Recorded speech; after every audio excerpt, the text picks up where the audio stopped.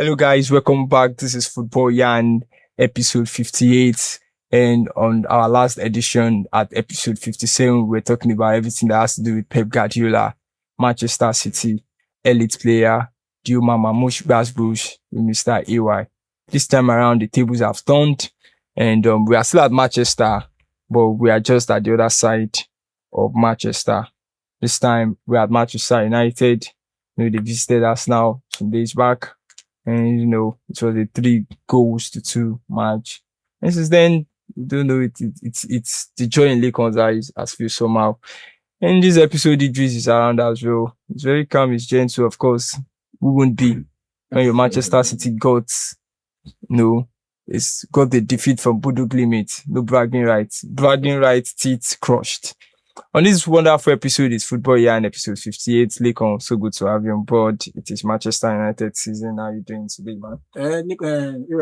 Toby, first of all, before I introduce myself, I don't know why your voice doesn't come. Just talk as if you talk. Normal way you talk. Professor of love here, man of many inspiration. They call me 4 bullets. I talk like I say it. Mario has won again. I keep on doing my thing, and these people are just saying stuff about me. I keep on showing up. It's like let's go. I won't say so much. Let's go. Right, what's up now? Go even. Yeah, it's a beautiful day. It's a beautiful afternoon, and beautiful time to talk about football, and a beautiful time to be a Manchester United fan. It's been a very beautiful 2 weeks for the United faithful, beating City, not even beating City, the murdered City. I don't know if I'm allowed to use such word. Not allowed. They annihilated City, and they didn't do that. The next weekend they went on to Toby's looking at me. They went on to destroy Arsenal at the Emirates. So, I mean, what a time to be a Manchester United fan. Guys, let's get it started. Let's get the ball rolling. ED, what's up? It's good to be back again, with the whole vibes and everything. I'm not in a good mood, but I have to be in a good mood because, they don't humble me, but you move. What's good now? How's everybody doing? Yeah, good now. It is. How does the humble days feel? It's normal now. You can't win it all in football. Still on still, but I'm still in some big competition like some people. You know what I'm saying? No offense. No, I'm not throwing shades. I'm just saying a certain team was knocked out by Grimsby. Do you remember that, Mr. T? You know what? No. It's not even hard. I understand you, but you know what they say. Let's see what happens in May. If you ruin something or not. We know what happened last season with your big mouth. Went on to get messed up by Crystal Palace. But let's see what happens in May. And we'll be here to tender whatever everything won over the course of the season. You're not winning anything. Yeah, I'm not. But we'll see what happens at the end of the season. Definitely. Alright guys, okay, let's get on board. We'll pick it up from what happened. That's been the old talk. Let's start from Manchester United, the new gaffer, the new sheriff in town, just like Rick on top. All right. So I don't give my accolades. Okay. So I saw it. I saw a tweet, and someone was talking about the fact that probably it's just a momentum, and maybe you guys should just enjoy this momentum while it lasts. Do you think a new time of change era has come to Manchester United? Well, you know what? I can't entirely say, it's going to be rosy for the next few weeks, but one thing is certain. I feel like these players have found a way to adjust under Carrick, and Carrick has also found a way to bring the best out of these players. It's no fluke that in 2 weeks you were able to defeat Manchester City and able to beat an Arsenal team that have not lost at the Emirates since I think May. So no, I'm talking about the time they lost, not Manchester United. In May they've not lost a game at the Emirates. So it's no fluke. It's doing something right. Maybe that's gonna last for the next 3-4 months. remains to be seen. But saying that it's momentum, at times, it diminishes the quality and what Carrick has brought about. You know what? Because if you look at the last few weeks and the last few months, and over the course of the year, United were not able to string back-to-back wins. But suddenly they found a way to, win, not just win back-to-back, but beat the first and the second team on the long. That's no field. So kudos to Carrick. He's doing a fantastic job. And I mean, and to even make it better, Carrick has not lost a game since the game in Manchester United.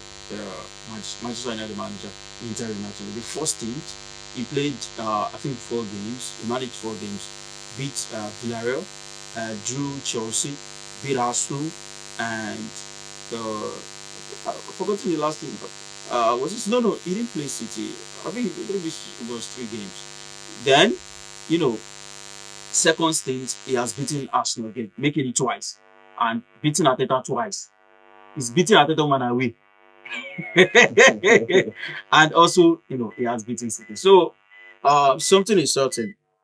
United are playing well under Carrick, and Carrick has found a way to bring the best out of players. And most importantly, he has found a way, to adapt to these players. And that's something, I don't want to dive into that, but truth has to be told. That's something Amorim couldn't do. Adapt to the players. And, when you have players like that, you have to find the best formation and the best environment for them. And Carrick has done that. And so, another thing is, players love familiar faces. So, as someone that knows, the culture and the tradition of the club. And Carrick is someone that embody, the culture and the tradition of Manchester United. Seeing someone like that walk through the door, and as a player, for someone that, he won a lot with United, the Champions League, Premier League, what have you. So it is so it lifts the morale of the dressing room and the morale of the players when you have someone like that through, coming through the door. All right, quickly, before I come to Lakon, because I'm very sure Lakon has got lots to say about Michael Carrick. We're still doing Michael Carrick this time around. Idris, share your perspective. Looking at this Manchester United side, do you think probably this guy, what change probably have you seen Carrick has made? The only change I've seen that Carrick did is teaching the players how to, should I say, play better, in the sense that, one, they are using a different type of formation. And Manchester United, their formation, they've always been this type of, their club, the formation they always play, they're good at is counter and attack. They're not really good at holding the possession of the ball. And that's something that's been helping them in the past and has been helping them even to now. That's what Carrick brought back.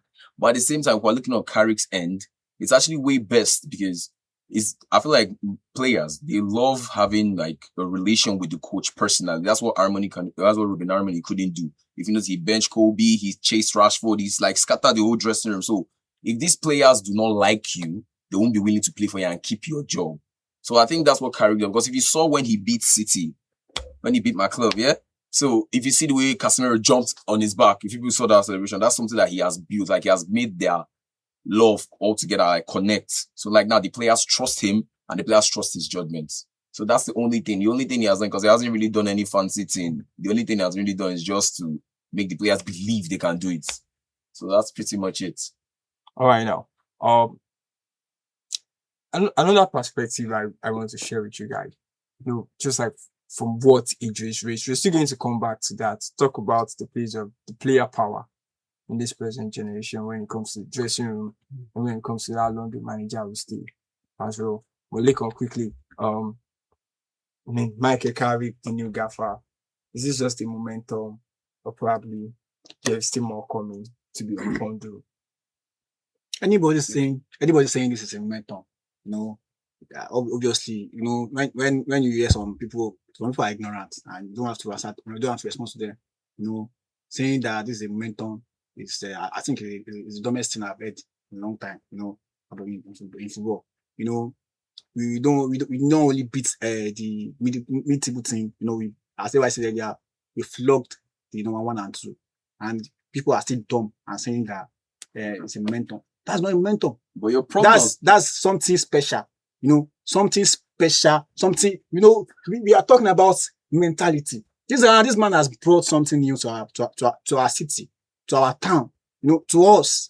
We are going to cherish it and we are going to love it. And people that they are saying that is a momentum, is ridiculous. You could see the energy, you could see the vibe. I don't know if you watch the game. I watched the game. I watched the game because I was impressed that I knew that I would beat Arsenal. I beat them, be saying I command them, I beat them. So I'm not a child's play. Don't tell me or don't disgrace me by calling my time a momentum. It's my time now. It's my time to shine, and it's not a momentum. Thank you. All right, guys, quickly, let's talk. Let's bring it down now to the players. The player power in the dressing room. Could we have said that the player orchestrated what happened to Ruben Amorim, leaving Manchester United so early? If you could track back and play back, the scenes of these events, doesn't mean that, probably the players know that when the ships are down, then you bounce back to the player. Same player, not like Carrick has signed any other player, but different attitude, different performance. Could this be intentional at times? Yeah, but I don't think it was down to player, not wanting to play for Amorim. I think those players wanted to play. But it's about, it's like you have some students, right? And you as a teacher, you have to find a way to make them understand what you're teaching. You might be teaching in a class and students are sleeping. It doesn't mean that they don't want to understand what you're teaching, but it's probably because your teaching is boring. Yeah. Or something is actually missing in the way you teach, right? But some teachers come in and students be like, oh, you just lift the mood of the whole classroom, right?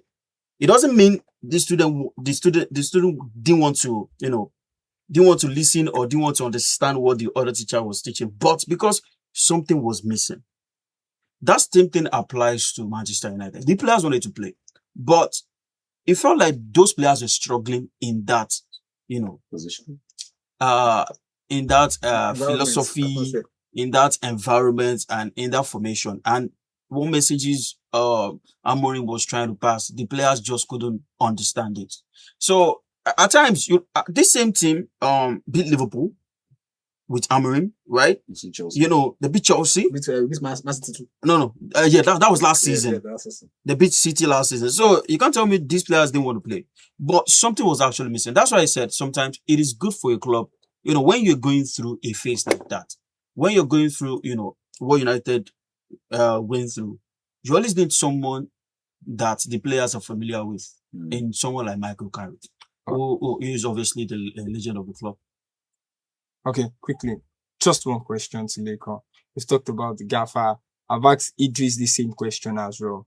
I mean, for me, as Manchester United defeating Arsenal, no doubt it's an unbelievable result. Take it or leave it. Yeah. But now, Leko, what is the difference about Manchester United now? Toby, if they use I get bread, they compare gender bread. Different. I feel what this man has brought to me, this man has brought to me, mind you, it's not that I don't have the resources before. I have the resources, Amorim has the resources. Everybody has the resources. I have the resources. But this man has brought spices, to make it work very well for me. This man has I'm impressed so far. Let me put it like that. And I'm happy that I'm witnessing what most people are calling momentum. And there is one thing I want to say. And that's been bothering me since on Sunday. Since Sunday, that's been bothering me. I know they used to say that, okay, when you lose, just admit that, okay, it's not my time. I lost this match. Just admit. When you win, you win. When you lose, you lose. But I don't like a situation whereby some people calling themselves a legend coming out to bash other people, saying that the ball was a handball. Okay, the ball could be a handball. That I don't know. But at the same time, that's the same thing that I was talking about. Favor them too. He has won them some matches. So I don't know. He called himself a legend. He should stay there. This man, I've done many things. Maju is more successful than Arsenal. In the past 4 years, I've been more successful than Arsenal. But Arsenal won. They've given Arteta everything. They gave him everything that he won. I won. I still won. So why are they complaining? If you lose, forget that you lose. You lose with integrity. Don't come here. Don't lose and come here and say that this thing they do Ojo for you. Who should do? This guy will do that. I won. Lekon, do you think this loss might be one of the things that might make Arsenal not to win this league? Yes. Of how much lost is this particular 3-point loss? As Arsenal, what I know Arsenal for is always to be afraid. They're always afraid. They always crumble under pressure. And now that match I won on Sunday was not just winning alone. I made a statement. You understand? The statement I made was, okay, fight for it now. It's open. And I know, and we know that Arsenal always crumble under pressure. They will crumble as usual. Thank you. All right. You always don't take care. You go face on a debate. Last time, in one of our episodes, I remember talking about the fact, and I wish I can play back AY's tape, and he was talking about it's because Arsenal are not champion, that's why they did not defeat them.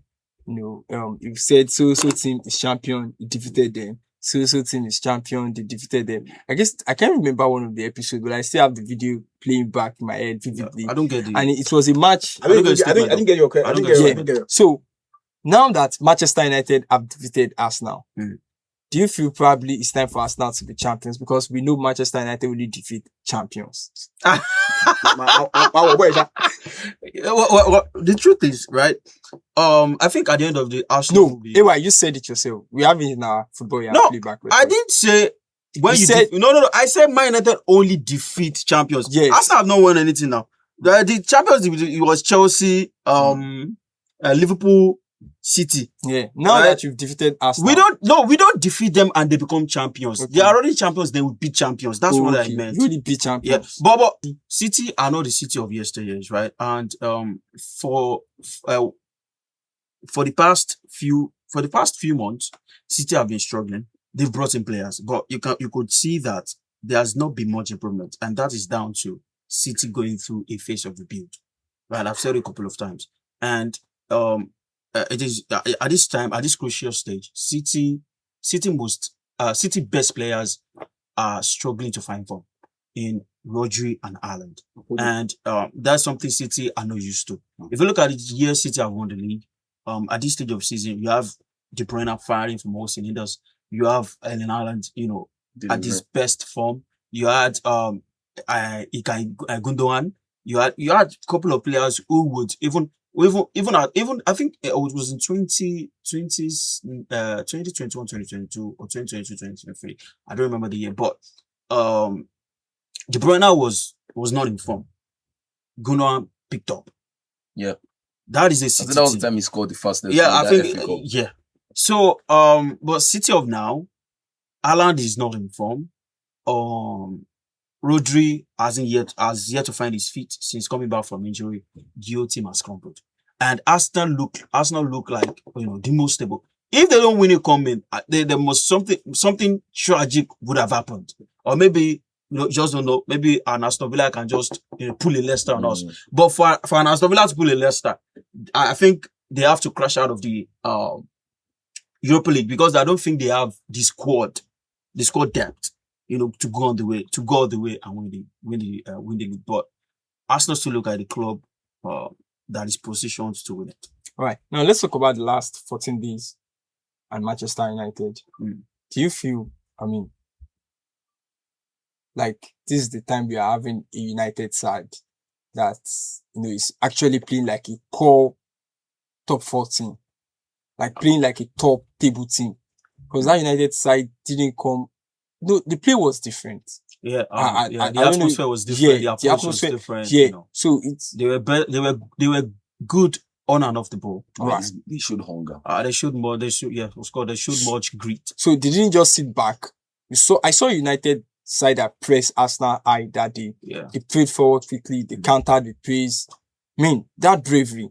yeah. So And the response was great. yeah, I mean, it's in the last 14 days. That's one of the things I have noticed that have changed. Yeah. I mean, do you think this is one of the positive things Carrick had on that is working? Yeah, absolutely. And I'm sorry, why? And some fans have talked about this football thing is simple. Just play player in their position, then you get result. Is it just about just playing these players in their position alone?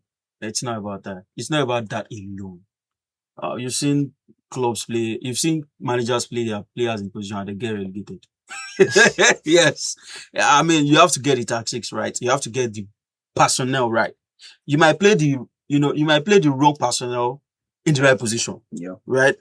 And still lose and still get relegated. So it is more than just, you goalkeeper, the defender and all of that. It is more than all of that. But the truth is, what Carrick has done is that, he's brought back belief into the club. Exactly what I said. He's brought back, tradition.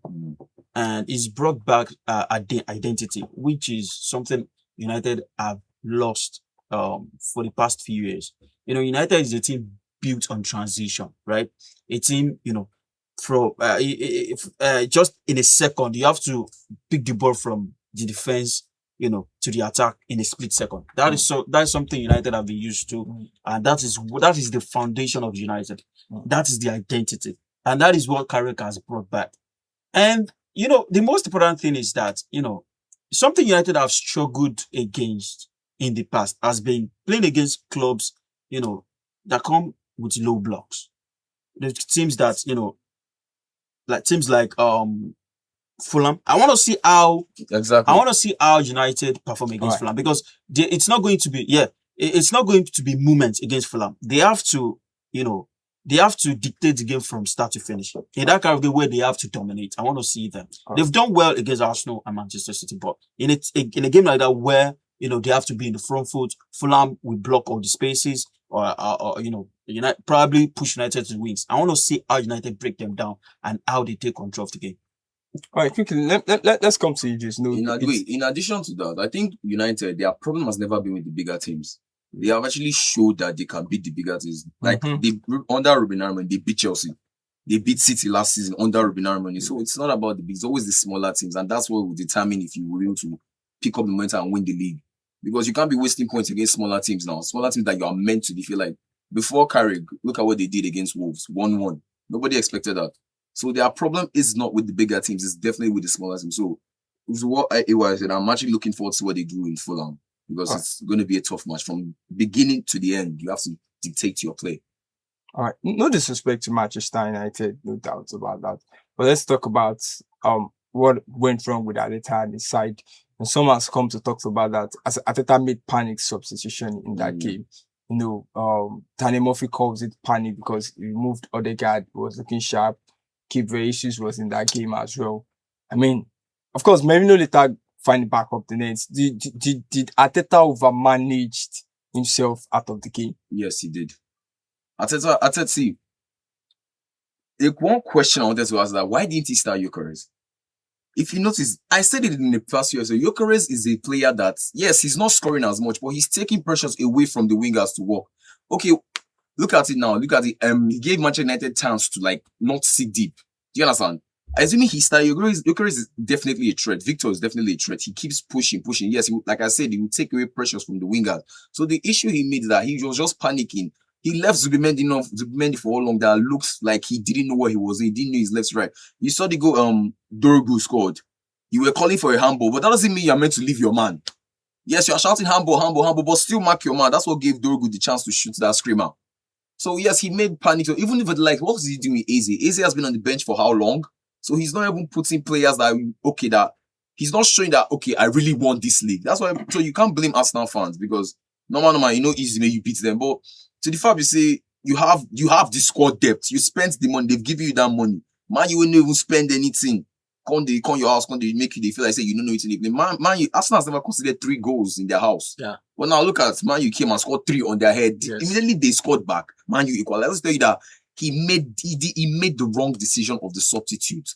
Assuming Gyökeres was there, because I've actually seen the way he plays. If he was there, he wouldn't give Man U the mind to come out.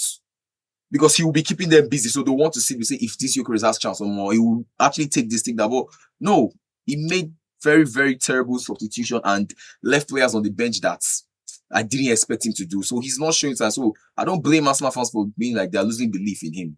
Because he actually is not doing what he's meant to do. All right, it is still on you. Let's take, for me, the Arsenal side looked nervous that day. Yes. Does it feel like, the title pressure? Because is this the beginning of Arsenal title wobbles? I wouldn't say Arsenal is going to. I would say that Arsenal still has the best squad to win the league. They are still clear favourites to win the league. I would have said if my Manchester City were like that of like the 2019, I would say, okay, yes, there's a fight coming on, but we don't have that quality in the bench again. We don't have that quality. You understand? So yes, it's because of pressure. I feel like they were under pressure. They're like, okay, if you notice the way when they equalized, they had the mindset that they want to settle for a draw. You saw the players were becoming sloppy with the way they were playing. They were like, okay, let's settle for a draw. But Man U didn't want that. Man U wanted to prove a point. So it's the pressure because it's not easy to lead the Premier League. This is one of the toughest league in the world. So definitely pressure must get to you. It will definitely get to you. But nobody can handle pressure like my coach, you understand? So that's what I'm saying, Shah. Why yourself?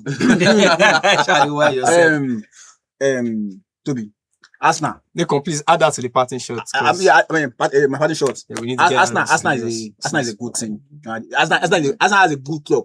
Arsenal is a good club. Arsenal is a good club, you know. And there's something. Will I say stupid about the organization that day? You know, Arteta has not done anything for Arsenal. Has not won anything for Arsenal. I don't see why he should not be sacked this season. I don't see any reason. You know, when he came, he won FA Cup and I think Carrick Cup too. I think he won Carrick Cup too. And that was not his squad. That was a Unai squad. Now your squad now do everything he wants. They buy everything. They give you all the power. Buy everything. Buy everything. That day, I use fullback. They play winger. And you see, more good go. See, God they tell me say, see, I don't know. See, all the substitutions, you pack all of them. Pack all of them and come in. Pack all of them. I will beat them. You pack all of them. They say, pack on Wally. I say, flog them.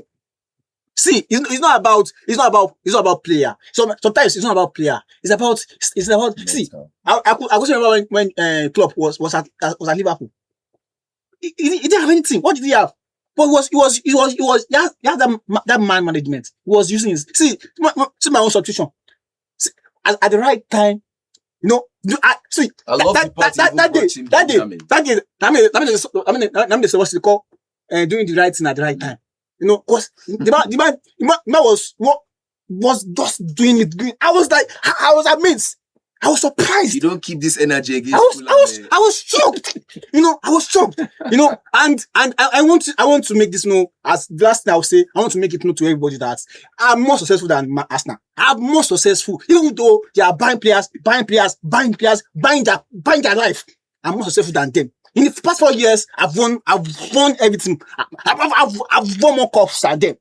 And they should not come here and mess with me. I'm angry. Thank you so much. If give us a party shot. Yeah. Amen. You know it, my party shot won't come from Lincoln side because I was just, it got to a point. I was not even doing anything. I was just looking at Lincoln because I'm like, this guy will choke like this. That's why he's a four bullet himself. You guys won't understand what we are going through in the studio with Lincoln. You guys just think, oh, it is all easy. When you are beside Lincoln, you go to fear, say, it be like, earthquake will happen. Yeah, it was a nice ride. It was a beautiful one. It's always pleasant when you talk about football, and of course when you talk about football with your guys, and when you serve our fans with the most spice, the spiciest, the juiciest, of course, and the nicest in the world of football. And we keep serving you guys. We won't stop, and that's our job. And what you can do for us is just to keep subscribing, keep liking, keep sharing, and keep following on all our social media platforms. Thank you. Idris the man. My party show, yeah, it was nice being here again. It's good to hear from you, sharing ball person, especially for Lekon. When you win me this one, man, I don't know if you talk anything too much, but I have my party shot. Leave me. You won't win Lekon before. You won't win Lekon before. So thank you guys for tuning in. All right, guys, now football with the yarn. We know the what. We know the needs.